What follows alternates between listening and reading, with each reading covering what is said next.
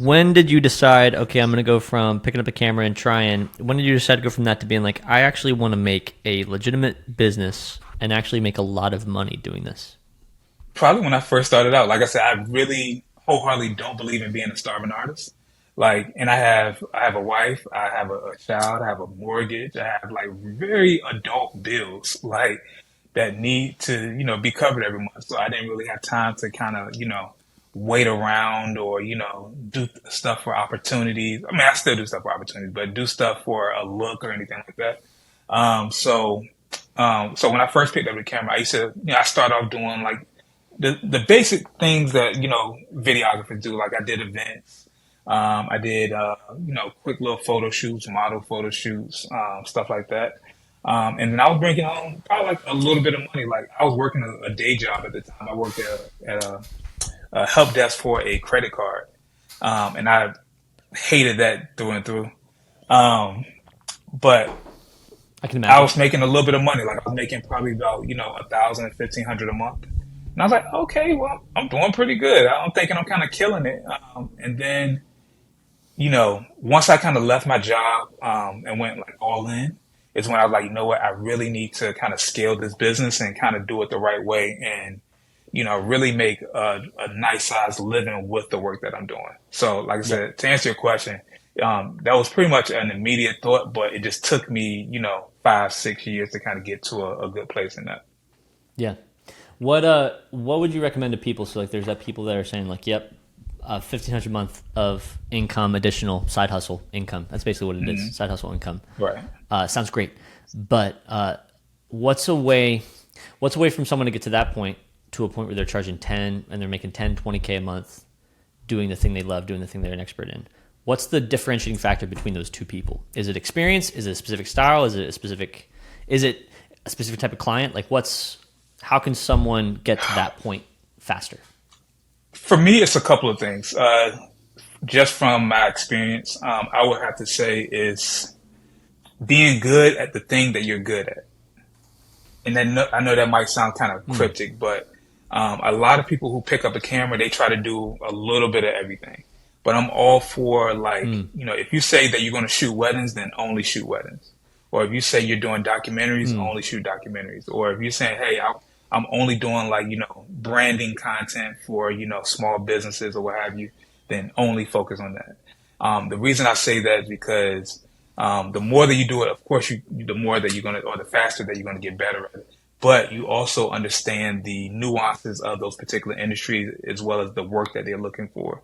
An example of that is a couple of months ago, I had a client who has a mental health company. They reached out to me and asked me, do work to do like a commercial and some more content for them.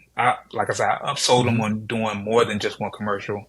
But I was able to upsell them by knowing exactly what they needed to actually grow their business. So when I upsold them on the work, I'll be able to say like, hey, you need a video kind of showcasing, the pain points of your clientele. You need to be able to showcase, what clients get, the services that you offer, instead of just saying, hey, we're going to do a commercial and we can do whatever you want. But I was actually able to give them, reasons why they should be able to, use this particular content for their business. Yeah. So, so that's Yeah. probably the first thing I would say. Finding ways of packaging up services. I'm a big believer in just packaging up services that your clients need. That way you can make more Yep. of an impact in their business, but also make a little bit more money. Like I said, when I first started out, I was doing like $500 videos, $400 videos, and now my starter package is 1,500, and then it just kind of Love it. grows from there. So those two are probably my major thing, and actually, a thing that I can't forget about is just having a personal brand. Um, Even when I didn't have a personal brand, I was still putting myself out there. I was still doing behind the scenes of my shoots and everything.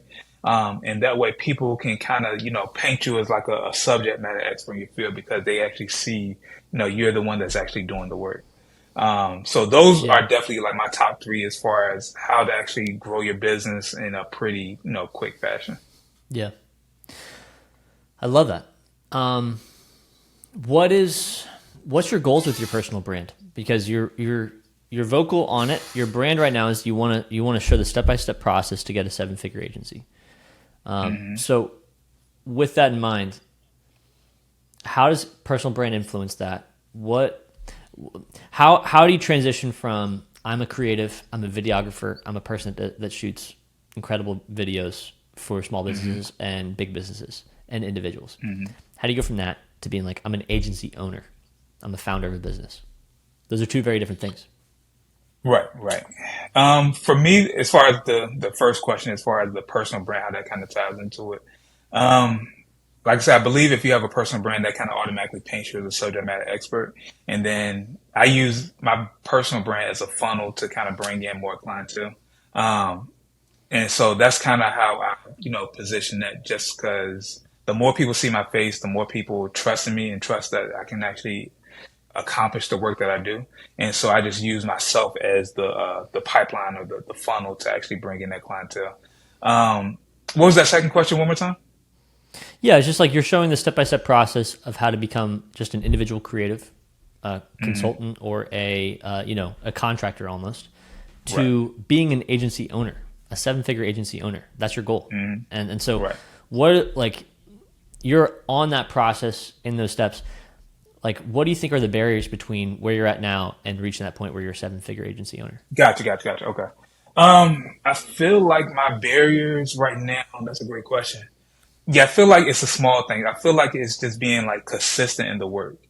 That's one of the things that I've always struggled with, is just being consistent. As far as like putting out content, showcasing whatever it is that I'm doing. Like I'll go hard for a couple of months and then I'll fall off. But like over the last 6 months, 8, 9 months, I've been very consistent with putting out content. Um, and I feel like it's kind of like, even doing the small things with a level of excellence. As Hmm. far as, how I, manage my employees that I have, or how I, treat every single job. It's just moving with a sense of excellence.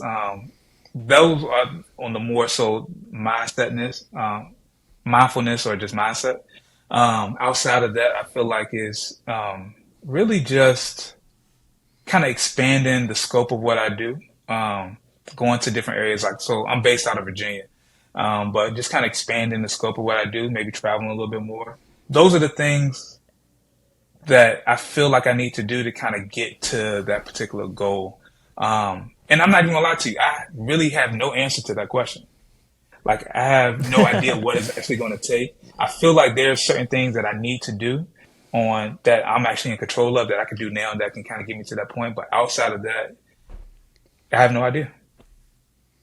I I love have it. That's absolutely fine. no I idea. think Yeah. I appreciate that transparency. I think the whole point is that you have that goal in your mind.